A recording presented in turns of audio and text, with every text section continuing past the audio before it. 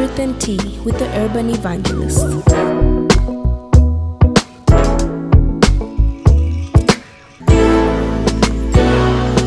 Welcome to Truth and Tea with the Urban Evangelist. Hi there, I'm the Urban Evangelist, and it's always a pleasure, it's always exciting to welcome you back to Truth and Tea. This week we want to delve into which wisdom of wells to draw from. Words carry a lot of meaning, and from time to time, we all need encouragement and guidance to help us get through difficult situations or feelings of hopelessness. On top of that, we need reminders to stay focused on what is important in life to give us a proper perspective. Thankfully, we can get wise counsel in several ways. Some of the ways to seek help and guidance are through prayer, through the Bible, and the inspired words of pastors, of teachers, of counselors. You get it, right? The wisdom that they provide is what gives us the strength that we need in our daily walk. The Bible says that people lose their way without wise leadership, but a nation succeeds and stands in victory when it has many good counselors to guide it. And today I'm so excited because I've got such a one joining me in the studio. He is a life coach and he's a management strategist. I hope I said that right. Yes, you did. On Truth and Tea today is Coach Emmanuel Mukula. Welcome to Truth and Tea. I'm so grateful, Mainza. Thank you so much. It's such an honor. It's Thank lovely you very to much. have you. I'm grateful. Thanks. Yeah. So I noticed that you're very big on humor.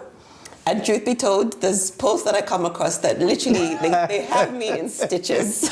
Because you've got a way with words. So I want to start you off on a very funny note. I came across a meme that said that yet you say a life coach, like we're all in this, life thing once and we die. Yes. And you're a life coach, but like I said, just, to add some Obviously, humor yeah. to it. I'll tell you what. We have had very great, human being pass through this earth, and they've not had to die to, provide that wisdom. Right. We still have quite a number. Yeah. Look at the likes of Miles Monroe. Okay, they didn't have to die for them to. One of my favorite people too, and we have people like T.D. Jakes.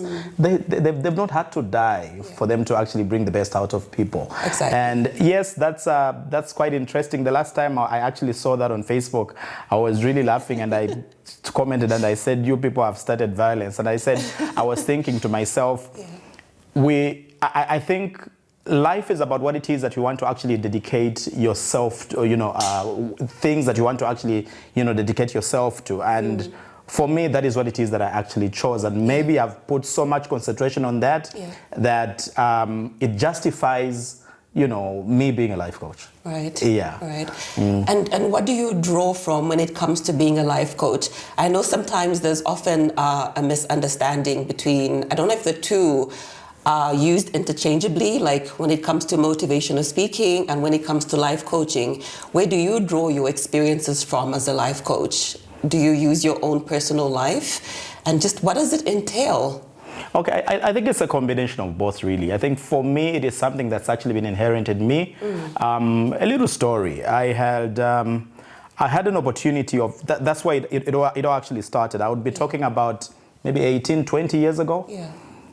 I had an opportunity of being head boy in school, and everybody in school was obviously thinking somebody does something wrong, they actually get punished. Yeah. Some actually did get that punishment, Right. but I believed that there was a better way of dealing with people. Yeah. Okay, rather than just punishing them, I really wanted to have a situation where I can begin to understand what people are actually going through. And it was amazing how my mind was open. It was actually opened to so many things that people are actually going through. Right. Every day you have prefects punishing this boy who comes without a tie, no socks, and it's very simple things. Just put on your socks, wear a tie, and come to school. But this is something that keeps happening, and you're wondering to say, okay, fine, how many times have they been punished? So many times. What have we got out of them? Nothing.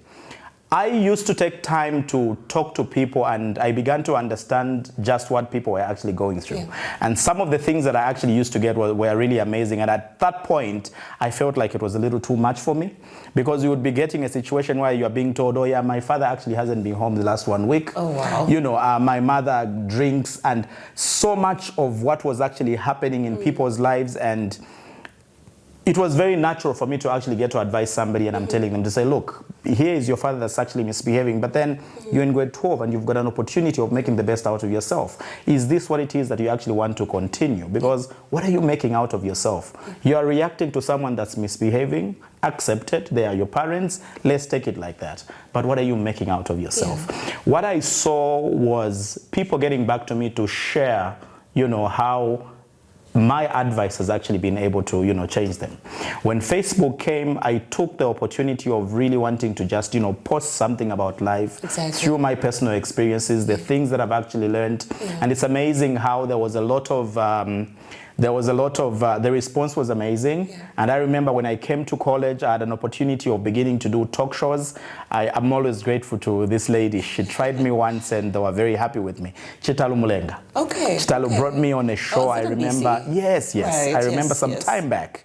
And they were so happy with what it is that I actually did. And later, I think Mary jumped on and we started a really amazing show. It was a household name. Yeah. And from there, I feel I've drawn a lot of inspiration. The response that I've actually been getting keep telling me or confirming something to me to say, you know what, I'm called for this. Yeah. And so far so good. We keep going. Well, that's why you're here. Yeah. we want to pick, you know, from your knowledge, from your wealth. And I think it's actually in the title as well. Like when you look at what a coach does, you know, for a football team, it's not just being prescriptive in nature. I mean, you need a strategy.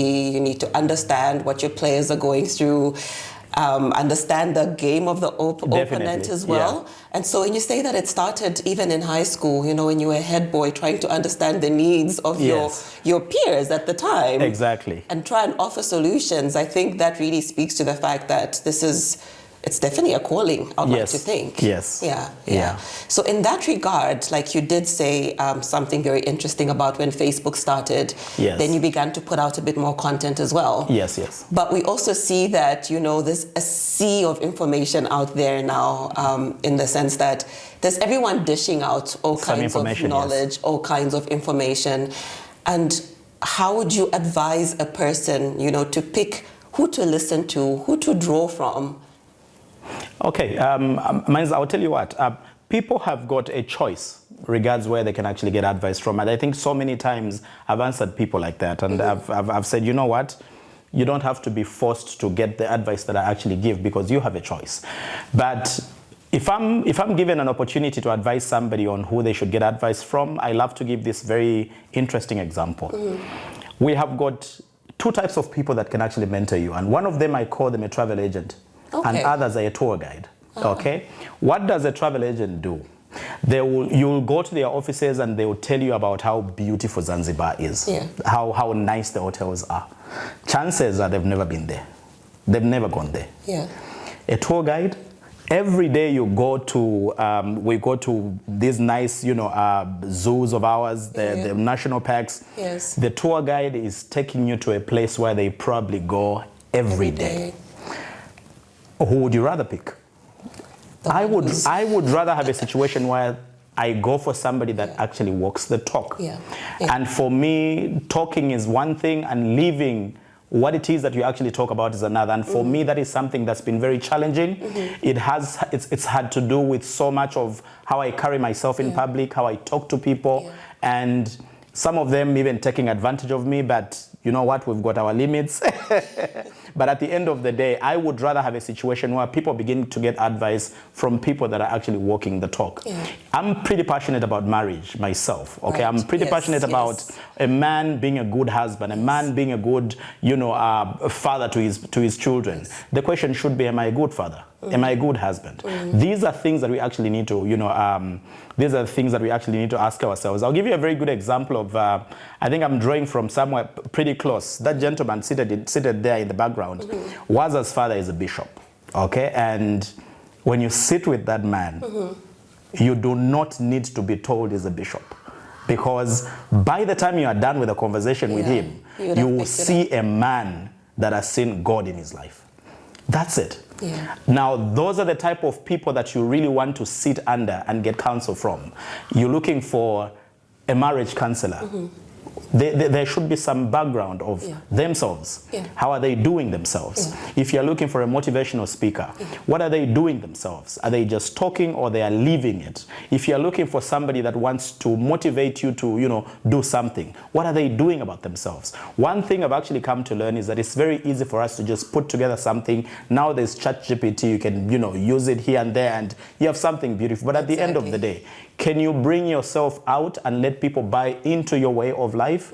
And that, for me, is something that is very easy to sell when it comes to giving people advice. So for me, that's it, really. Go for people. If you want advice, you want to grow, pick people that live the talk, period. That's my advice. But like I said, people have a choice. They have a choice, for sure. But I like that you've said, what really does add credibility to the words that we speak is our experience and how we allowed that to mold us and to shape us. Exactly. But I also think in that sense, then it probably in your case has called for vulnerability in sharing your own experiences. Yeah. So how easy is that for you, to be very outspoken about some of the things that you've been through? I assume some of them may not be so pleasant. So where do you, just draw the strength to just use yourself really as a talking point to help the next person? Interesting. Like I said, it's very easy for somebody to get advice from someone that is going through what it is that you've actually, been through yourself. If the person that's giving the advice has been through that, it's very easy for them to actually, talk about that. If somebody is going to come to me and tell me, you can't build a good marriage after divorce. There are people that will tell you that. And I will tell them, no, you can. You actually can. I have been through that, and there are so many people that will also tell you that if the first marriage fails, the second is failing, definitely. No, that is not true. You probably haven't taken yourself to a place where you are able to reflect, look at the mistakes that you made, look at the choices that you made, and you tell yourself, I'm not failing again. I'm moving forward, and I'm doing the right thing because I can afford to fail.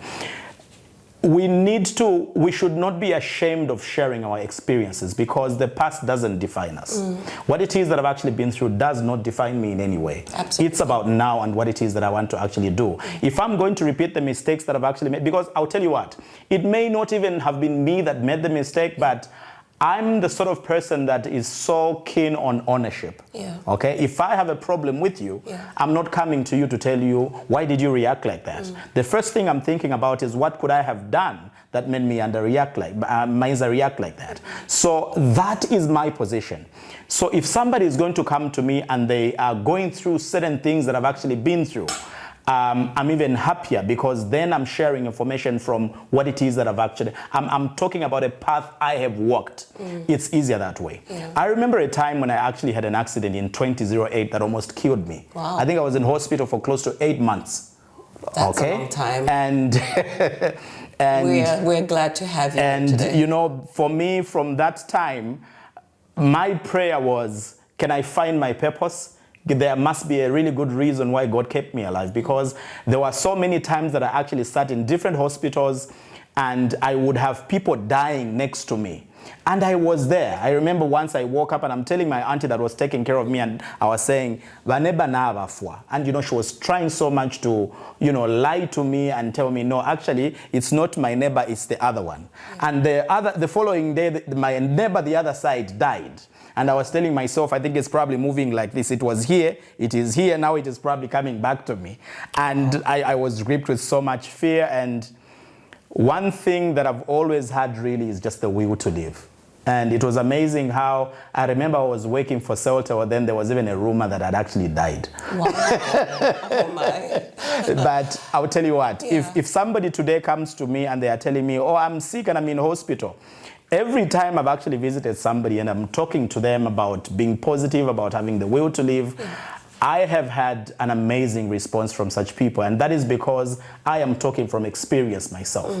And if there is one thing that I really don't panic about, when I'm unwell. When I'm unwell, I never panic. I'll be up and about unless it really hits me, because I've seen the worst.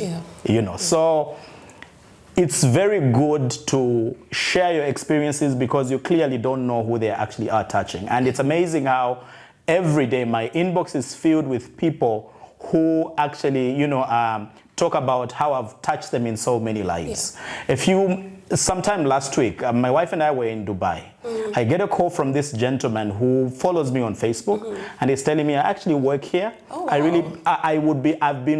I've really been wanting to actually meet you, and I have this opportunity. Please wait for me and let me meet you at the hotel. So he came through to actually meet us, and it was amazing how this is a gentleman that's doing very well. Okay, obviously better than me financially even, but he's talking about how I've really touched his marriage. I've spoken into his life. I've spoken into the life of his wife.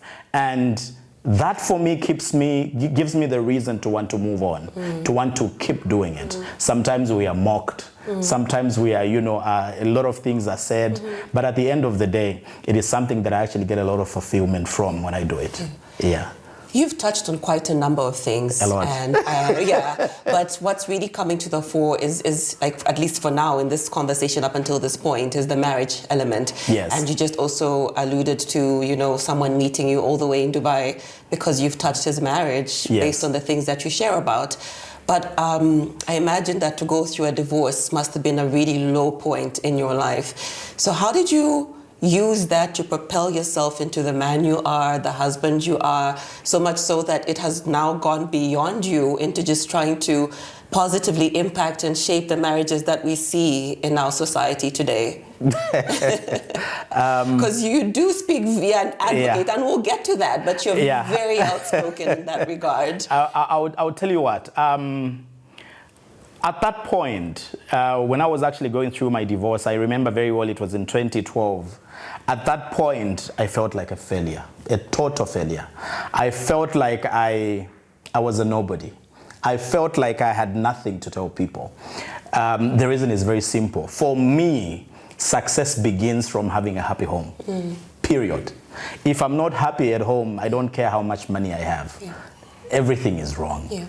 And I've lived like that. I saw how, I wouldn't say my mother and my father were in a bad relationship. No, they still are married. But I just believed I could have better.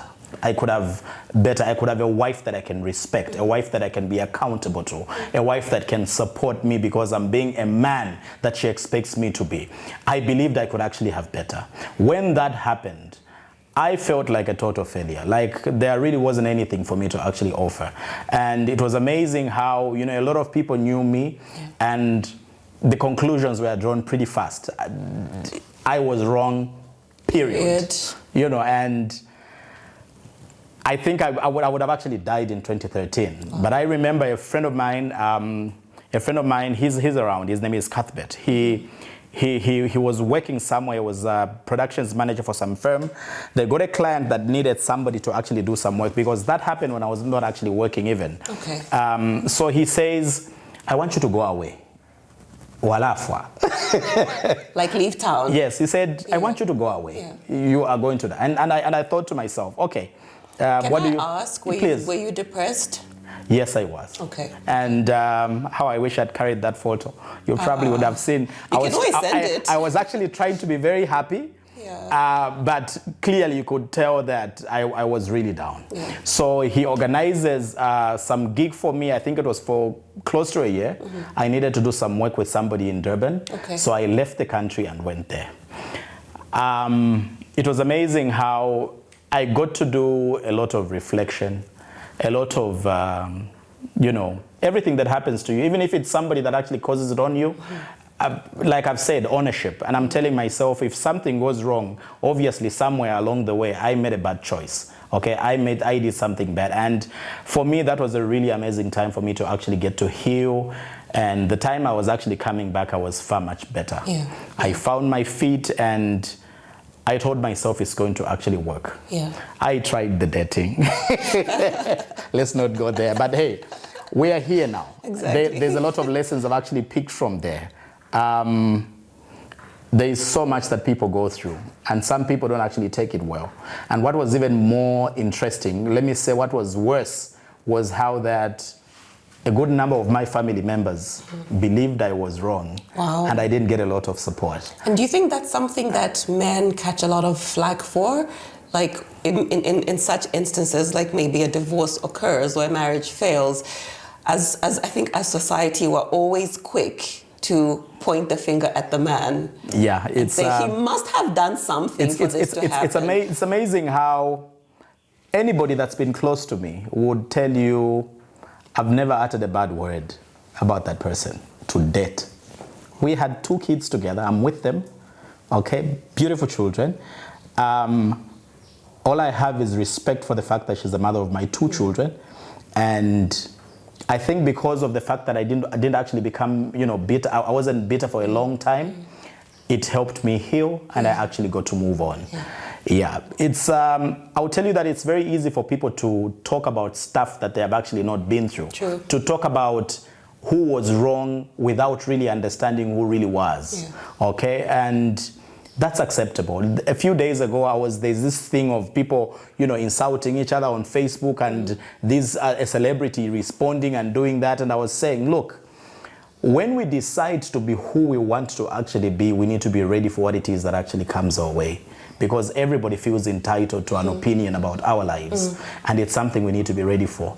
Because I remember the same time that I was actually going through a divorce, when I went to Durban, there was a story on social media that I was dating somebody in South Africa. Wow. Wow. Just kept getting better. It actually kept getting more and more interesting for other people, but they had no idea what it is I was actually going through. And I'm glad I did go through that.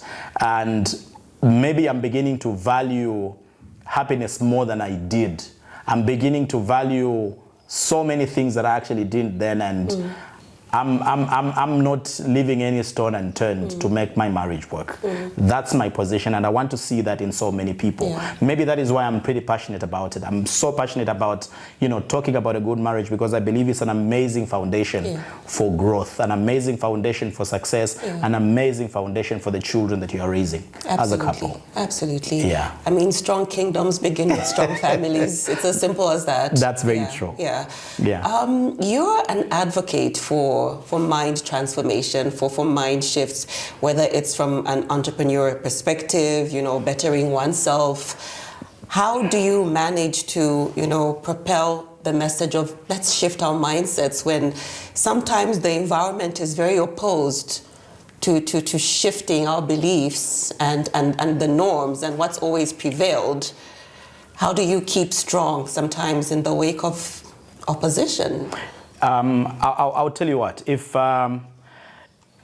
when you are doing work that doesn't have any opposition, you really would not know how good you are with it. In fact, people will not even appreciate it because you obviously are not putting in so much. Yes, there are still people that actually believe, you know what, for me, I need to go to school, come out, get a job, and live my life. Yeah. And I'm telling my kids at home, I don't care what you want to actually be, but I want you to have survival skills. Because you might want to actually be a doctor. But today, we have a lot of doctors who've never worked, and they've graduated maybe 6 years now. They've never worked. The last thing I want is to see that in my children. So I tell them, I want you to go out there and be a doctor if you like. I want you to go out there and be an engineer if you like. But more than anything, I want you to have survival skills. And I give people a really good example of myself. I did human resource myself. I held good jobs in the telecoms, Airtel, MTN. I worked with iConnect, a number of organizations. Yeah. I never had an HR job. What if my mind was just set on me being an HR person? I would probably be frustrated today. Maybe God was saying, don't be that, because you can actually be better. Today I train human resource people, I train directors with our consulting firm. So I am so keen on people having survival skills. I'm so keen on people not depending on their one source of income. I'm so keen on people not getting loans to live by. And I feel that we don't need to actually go very far to see just how messed up we are. Today, you will have a lot of people who literally, it's like it's a way of life. When they get paid, they are more stressed than they are when they are broke. because they have got more bills to pay than the money that they actually make. And when you talk about entrepreneurship, we still have people that are pretty negative about it. But the truth is, those same people are really suffering. Today, something that really breaks my heart is how our leaders, there are very few people that are very honest about our situation. I love to tell people to say, today, if the government got up and decided to employ 50,000 teachers, 50,000 nurses, 50,000 soldiers, we would still have a problem with employment in the country. Because every day, we have people that are graduating in thousands. Every day, we have so many people being thrown on the market for that. And I'm telling myself, how is the situation going to be in 5, 6, 7, 10 years from now? It will be a mess. I run a Salaola business myself. I have had people who have degrees that have come to me and they've said, find me something to do. Whatever it is you have for me, can I do it so I can be a man in my home because I'll be able to feed my family? So I'm thinking to myself, why would we have somebody still tell people jobs will come, jobs will come? And that's where the mindset shift comes in. We need to begin to tell ourselves that it's not up to another person to change our situation. Life doesn't have a remote control. We have to get up to do it ourselves. And I love the fact that I've been able to give myself as an example of what it is that I actually have become. If I were working and I was maybe even human resource manager somewhere else, I probably would not live as well as I live today. That's what I tell people. And that just goes to show that we do not have to, believe me, we do have a lot of work to do in that regard. And if we can touch 3, 4, 5 people in a day, touch them and they actually change the way they think, we are headed somewhere. But there's a lot of work to be done. People need to change their mindset towards life. They need to change their mindset towards survival. They need to change their mindset towards a job, because a job can also be created by yourself. Absolutely. From the time I actually got married with my wife, none of us has ever worked. My wife was working in the bank. She quit. None of us has ever worked. But the truth is, we've never lacked. Because we have put our minds on something that we want to work on, and we do that every day. In difficult times, in good times, we keep pushing it. One of the things that I love to tell people, especially those that choose to want to actually work on themselves, I tell them, be accountable. Be accountable with your time. Be accountable with what it is that you actually do through the day. And you are going to see yourself growing every day, and you make something out of yourself. You can't wake up in the morning and do nothing and come in the night and you can't point at anything productive that you actually did and still call yourself an entrepreneur. It's not like that. A lot of friends think that I'm too busy for them. No, I am not. I make myself busy and productive because that's what I need to actually be. When people are working, they find themselves so committed to doing the best they can for that particular organization. You start your own business, put in the same amount of commitment and seriousness, and you will actually succeed. We need to change the way we actually think, and we'll then begin to understand that there is so much that lie ahead for us. I've seen you post like plenty of times, about the Salaola business, the secondhand business, secondhand clothes. I think part of the shift also perhaps for you was, the kind of streams of income that you get into. And, I say this coming from a well-meaning place. There's some people that honestly would feel like selling secondhand clothes is beneath them. And I'm being very honest at that, like, especially from perhaps a male perspective, because we women are the ones who deal in clothes a lot, or beddings. And I hope you're hearing where I'm coming from with I'm this. actually getting you. But you decided that this is one of the routes that you would take, so much so that you are now wholesalers in the business, supplying to other people. And it's something that I'm not sure if it's part of what you do with your wife. It's just a fraction of it. But then you seem to be doing really well in that space. How have you managed to navigate that space as a couple and just get into something that, regardless of what the next person might have to say about it, it's working for you, so much so that it's even an income. It's generating money for you. A few days ago, I was actually telling Waza to say, I need to do t-shirts where I'm going to just say, Paseka Fieta Bakamilishe. You know what I mean? I like that. I feel that They'll laugh, but they can't feed you. Yes. They will laugh at you. They will laugh at what you do. Yeah. But believe me, they will never feed you. A lot of people have actually asked me, and they've said, why this person that trains organizations, the following day is actually selling salaola. Well, at least I'm not standing and shouting and saying fiabuela buela. I'm doing it in a different way, and no problem with those that are actually doing that. It's really good. Yeah. But I'll tell you that I think I saw a niche. Yeah. I saw a market, and it is something that has actually worked well for me.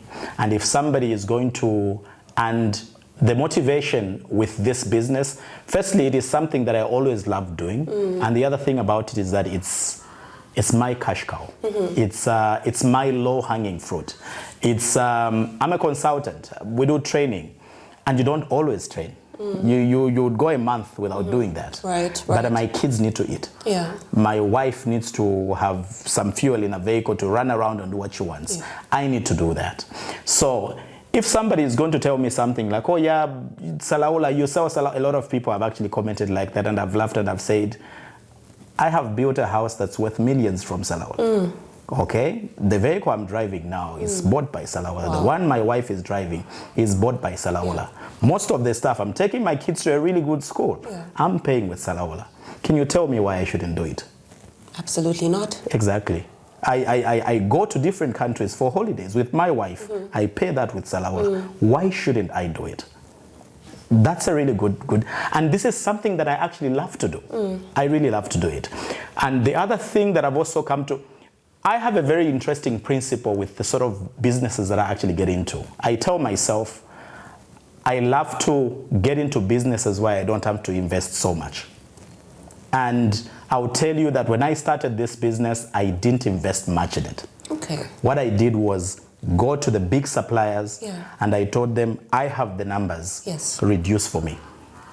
And I remember in the first year that I actually started that, I think I made profits of over 900,000 in 1 year. Wow. That's and I'm incredible. telling myself, yes, and we are still doing that. So why would somebody come to you and tell you, Mushti shafe salaola? The truth is that the people you see seated on the floor in town, those people are educating their children at very expensive universities, and they are paying. They are building houses, those people. And this is the reason why we actually have a lot of people dying, a lot of people wallowing in poverty and dying with debt, because they are so scared of what the next person will actually say. They are really scared. Mainza tumona pa TV ile lwaleshisha salaola. No. The idea is it working for you? Exactly. Is it something that is bringing you fulfillment? Do you love what it is that you actually do? I love the stress that comes with it, but I also love the money that actually comes with it. And I love the fact that I am happy when clients are actually happy.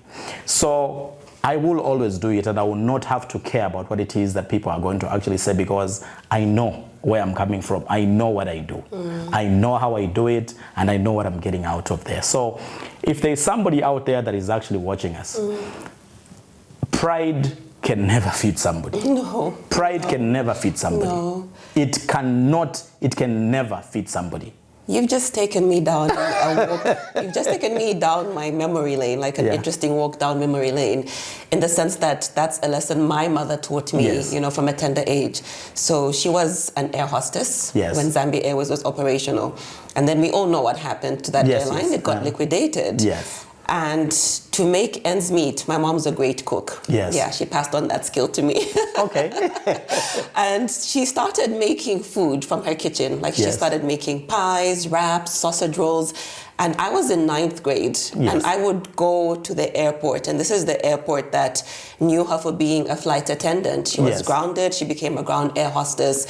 So from international flights to now selling food at the airport. But on top of that, you've also got your daughter helping you. But I would go there, and we didn't have a car, and I would hitch rides from the airport roundabout to the airport, go and sell. But I saw money come in like that.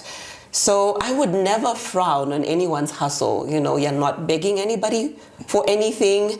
You are not compromising yourself or your values, but money is coming in, and I'm all for that. That's where we actually need to get to. A few friends that I've taken to a project I'm doing would always ask me and say, how much did the bank give you for you to actually finance this?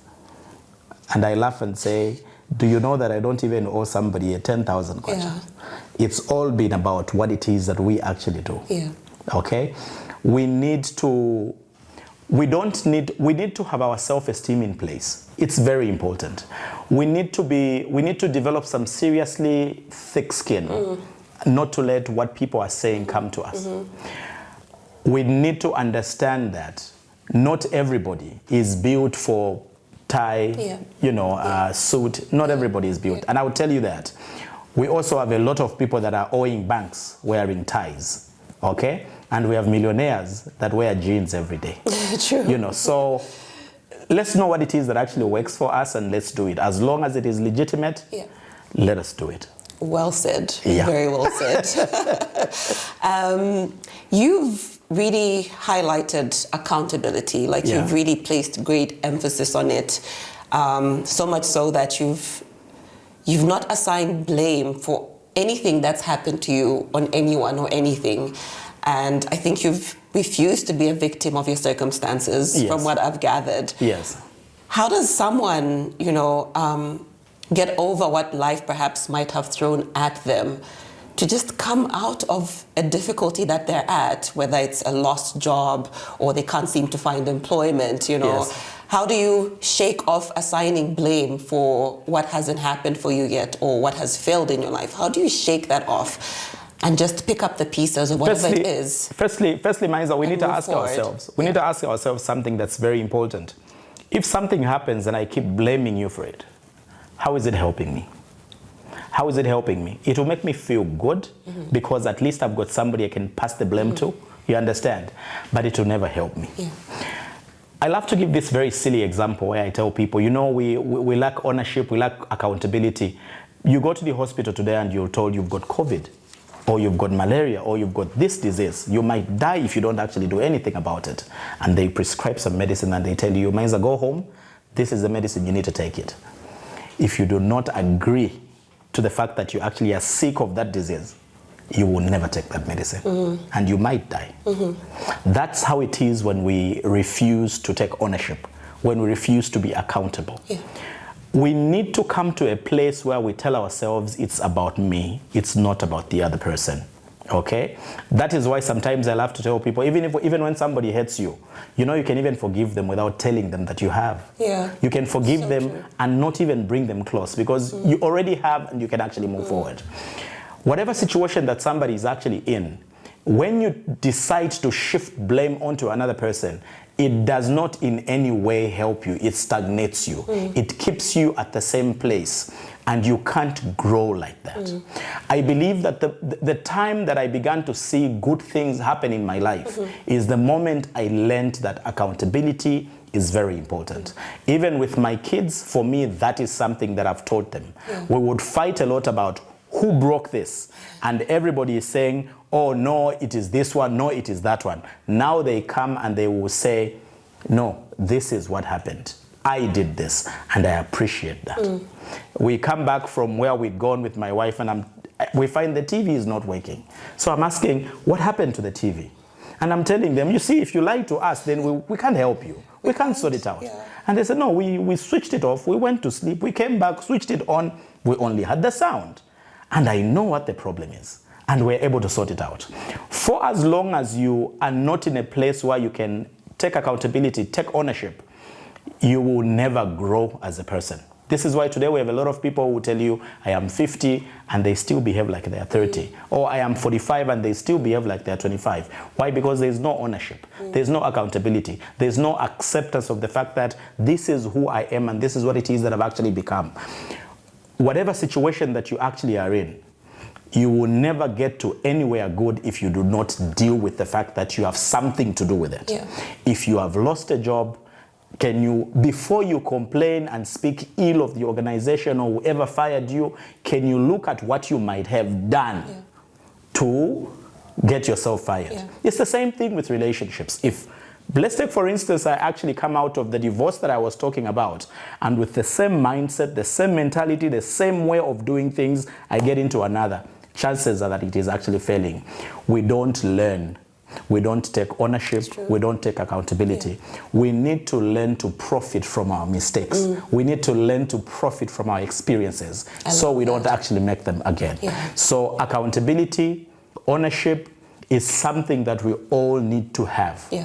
When someone is accountable, when someone takes ownership, I can rest assure you, you can feel the maturity Yes. with them. Yes. You can feel the maturity in what they say and the things that they actually do because they have that ownership. Yeah. And more than anything, I love to tell people, as you live your life, find people that you can be accountable to. Find people that you can be accountable to. Sometimes I laugh and I tell ladies, if you're marrying a man that can't listen to anybody, you are in trouble. Red flag. And the problems that you are going to have, you will never sort them out. Sometimes it is that breadwinner that everybody looks up to. So and true. Nobody can talk because they know that they will cut edge. Exactly. But irrespective of the position that you actually are at, find people that you can be accountable to. Find even your partner should know, if I can go to Mainza and talk about what Emmanuel has done, Emmanuel will stop what he's doing, drive to Mainza's and hear why Mainza is calling him. Yeah. That is important. And I am very happy that I have such people in my life that I know my wife can run to. And when they call, I know I'm going to get counsel and grow out of there. It's very important. We are not islands. We depend on people. Yeah. And more than anything, ownership, accountability should be a part of us. It's very important. You just took the next question literally right out of my mouth, because I was going to say that, accountability doesn't happen in a vacuum. Yes. I mean, you need people around you to help you grow, to water you. And that's why the Bible, I mean, as much as it's big on us confessing our sins before God, yes, it also says confess your sins to one another. Exactly. So there is that vertical accountability, not yes, just the horizontal one, like us and God. But exactly. then I should be able to, seek out counsel from you, guidance from you, and you yes, should be able to, love me with the truth as well, yes, and tell me that, you've gone off course here, yes, you've veered off your path. Yeah. So I'm glad that you've already touched on yes, being accountable, to people, because as much as you pour into others, I'd like to believe that you also have others pouring right back into you. Very important. And that's you very keep that true. cycle going. Yeah, that's very important. Yeah. So, Coach, today is Friday, and yes, I've not yet seen your weekend post. We stopped talking about that when they got the message. They got the message, are you sure? I think they did. Maybe we should do it. Because on a sad note, on a very sad note, we read the news of a young lady that lost her life during a sleepover. No. At her boyfriend's house. I think this was 2 weeks ago. Really? Yes. She died at her boyfriend's house, a university student. She had gone for a sleepover. And that's something that you're very vocal about. Like, ladies, stop this business of packing up your weekend bags and going to camp at your boyfriend's home. Why do you think, this sense of cohabitation, it's become so easy to do, especially amongst young people in our time? I'll tell you that in most cases, I think there's an element of desperation. There's also an element of, thinking that, of course, that's still desperation, actually. Yeah. Somebody thinking that they are raising chances of being with somebody or building a future with somebody because they can actually go out there, spend a night with them and go and be a wife, before time. I have, sometimes I actually come out a little strong with the ladies, and some take offense. But let us understand something that's very important. To the ladies, we need to understand something that's very important. There's a lot that's on a lady when it comes to respect. A woman should be respected. And in as much as we need to actually respect a woman, how much respect is she placing on herself? I love to say, a lady needs to let a man have something he's waiting for. A lady needs to let a man have something that he looks forward to. Right. You understand? Yeah. That is pride. That is respect.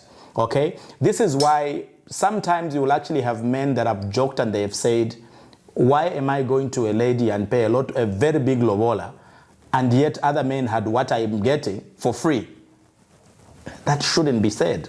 That shouldn't be there. We shouldn't get to that place. We need to be at a place where you keep yourself with respect. You know nothing wrong with visiting a man, but know where you end. It's something that is actually very important. And it's amazing how some of these things are actually becoming like fashion. Cohabiting has become like it's fashion. Yeah. Some people will even say, no, we are not cohabiting, actually, we're just doing it partially, because I'll go over the weekend and then come back on Wednesday, then go to my house. Yeah. No, you are cohabiting, right. period. Yeah. And we don't need to find very good terms to actually use for that. It is cohabiting, period. And I feel that it is also very disrespectful even to our parents. It's extremely disrespectful. When you, as a lady, begin to sell, I love to use this term and I hope I'm not being too strong. When you begin to sell yourself cheap to a man, don't expect to get a lot of respect from this person. We have a lot of people who today we believe are actually married and yet they are just cohabiting. And it is not surprising to hear men disrespect them by saying, "Waikusishefye, inenshalefwa no kukupa." That is a shame. We need to get to a place where we go back to the basics. There is no marriage until two families meet. And before they meet, please don't meet. In that regard, a lady should keep herself with respect, and I pray that we go back to these very, very principles. I remember a time when ladies would proudly say abstinence. Today we are even ashamed or scared to say that because it's not happening. Yeah. But I believe that is... We used to have adverts, the Virgin Power, Virgin Pride abstinence, iliche, and would have all that. Yeah. That's what we actually need to get back to. Yeah. And I must actually say that you as a lady telling yourself, I'll be at his house, I will wash, I will do everything that I actually can, you are not in any way raising chances of him being with you. A man wants to be with who he wants to. This is why you will have a situation where someone will cohabit with someone for 4 years. They will leave you, and 1 month later they will actually marry somebody else. You are busy telling yourself, I'm marking my territory. It is not your territory. There could be another person marking it. A few days ago, we had a lady that was sweeping outside. I think she was washing, and somebody was saying, "Mwenda ku sleep over, you even wash." And I was thinking to myself to say, okay, fine, if this is true, we probably have neighbors that are even saying, "Oh yeah, last week kwenze kukaja ko yonda, lelo kwa bwela uyu." You know what I mean? Yeah. There's no respect in that. And my prayer is that we get to a place where firstly ladies begin to respect themselves, and we have men that respect women. Yeah. But more than anything, respect themselves before they respect these women, because you don't give what what you don't have for yourself. So that one, I won't stop talking. I will keep talking because at the end of the day, I know there are people... It's interesting because you don't really get that take, coming from a man. Yes. Yeah, and that's what I find very interesting in the sense that you also actually tackle both teams very well. You don't just park on women don't do it, but also like men do the right thing. Men step up. Yes. Men don't use and abuse women. Yes. So you don't spare the rod on either side. There's always one gender that is saying I'm doing it more for the other. No, I think you keep it very balanced. Yeah, you keep it very balanced. Yeah. So as we begin to wind up our conversation, you've learned from your experiences. How have you ensured that there's no backpedaling on the decisions that you've made to better yourself, to grow yourself? What does that look like, in your life, to just keep growing from strength to strength? I'll tell you what, I think for me, and it's something, I love the question that you've asked, because this is something that I really love to challenge the men with. I believe that association brings impartation. The way you position yourself as an individual has so much to do with how much growth you actually get as a person. When you're married, can you have people that are married as your friends? Not to say that there's something wrong with the unmarried, no. But can you have more of those that are actually married because you have something to talk about? When you are doing business, can you have people that are doing business because you learn from them? When you are struggling and you are saying, I'm not growing, I'm not investing, I'm not doing this, can you have friends that are doing that? People say if I'm dealing with one person that is actually broke and I'm looking at 5 friends, chances are that, if 5 friends are broke, chances are that even you are equally broke. I think it's actually very true. There is so much that we actually feed off our association. Yeah. We need to begin to look at people that can challenge us for better. People that can challenge us to do things that we never thought we would actually do. Yeah. It's amazing how, personally, most of my friends are older and doing way better. Okay. And I think for me, it is something that has come to it's something that has really helped me, because I look at them and I say, at a distance, I actually thought I wouldn't do this, but then I'm doing it now. Why? Because it becomes normal when you are always in contact with people that are actually doing it. Association brings invitation. If you want to grow as a person, position yourself properly. And more than anything, the accountability that we talked about, people that you can be accountable to, and setting goals. Even when it comes to issues of marriage, when people get married today, you don't want to be at the same point. You don't want to be at the same level. What you want is to have a situation where you can have those they call couple goals. You're telling yourself, what are we working towards this year? What are we working towards next year? What are we? You need to have something that can let you sit in December and say, we did something. We did that. We managed to do this and that. We need to be accountable towards ourselves, and we need to set our goals right. And more than anything, let us position ourselves properly among people that can challenge us to grow. We should not feel inferior when we are among people that are doing better. That's the challenge. We don't have to feel inferior. We have to learn from them. And it's amazing how a lot of people would rather feel inferior, would rather feel, they'll feel intimidated. No, you have an opportunity to learn. Everything that I've ever started, I have never gone to a mold where I tell myself, I am competition. No. Go in, get to know them, learn from them, grow yourself. That's it.